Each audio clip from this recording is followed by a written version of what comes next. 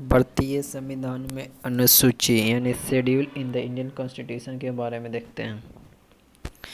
भारत के मूल संविधान में कुल कितनी अनुसूचियां थीं? तो मूल संविधान में 8 अनुसूचियां थीं और वर्तमान में 12 अनुसूचियां हैं।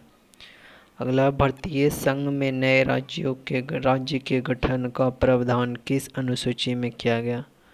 तो प्रथम अनुसूची में किया गया। अगला, भारतीय संविधान की प्रथम अनुसूची राज्य के नाम तथा उसके राज्य क्षेत्र का विवरण प्रदान करती है। अगला, भारतीय संविधान में 9वीं अनुसूची को किस संविधान संशोधन के माध्यम से जोड़ा गया? तो प्रथम संविधान संशोधन 1951 में जोड़ा गया। अगला, भारत के संविधान के किस अनुसूची में विभिन्न राज्यों में अनुसूचित क्षेत्रों के प्रशासन और नियंत्रण के लिए विशेष उपबंध है? तो 5वीं अनुसूची में। आगे पॉइंट है, सरकार द्वारा शुल्क एवं कर लगाने का अधिकार संविधान की किस अनुसूची में उल्लिखित है? तो 7वीं अनुसूची में। राज्य भूमि सुधार अधिनियम को संवैधानिक सुरक्षा प्रदान करने हेतु इसे किस अनुसूची में सम्मिलित किया गया? तो 9वीं अनुसूची में सम्मिलित किया गया। 10वीं अनुसूची को 52वें संविधान संशोधन 1985 द्वारा संविधान में जोड़ा गया तथा 91वें संविधान संशोधन अधिनियम 2003 द्वारा इसे संशोधन किया गया। इसे दल बदल विरोधी कानून भी कहा जाता है। आगे, अंग्रेजी जो भारत में बोली जाने वाली प्रमुख भाषा, परंतु इसे संविधान की 8वीं अनुसूची में शामिल नहीं किया गया। आगे देखते हैं, पॉइंट है, अनुसूचियों का संक्षिप्त विवरण। पहली अनुसूची में क्या है? तो राज्यों, संघ राज्य क्षेत्रों के नाम और इसकी सीमाएं, और यह अनुच्छेद 1 तथा 4 में है।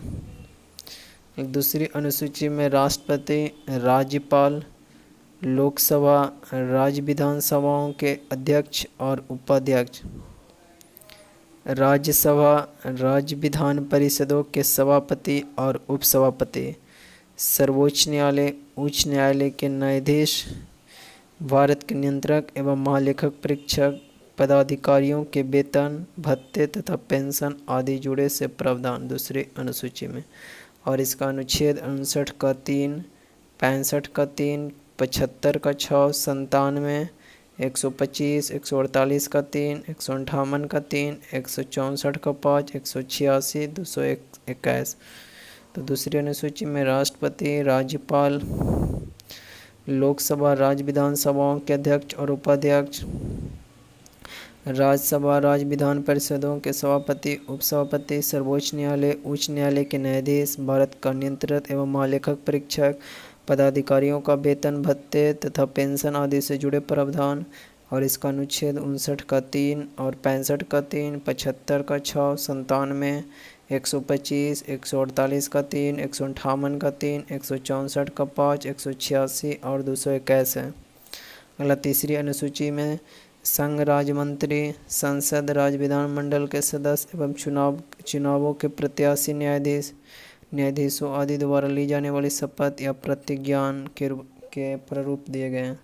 संघ राज्य मंत्री, संसद, राज्य विधानमंडल के सदस्य एवं चुनावों के प्रत्याशी, न्यायाधीश आदि द्वारा ली जाने वाली शपथों या प्रतिज्ञानों, और इसका अनुच्छेद 75 का 4, 84, 99, 124 का 6, 148 का 2, 164 का 3, 173, 188 और 219।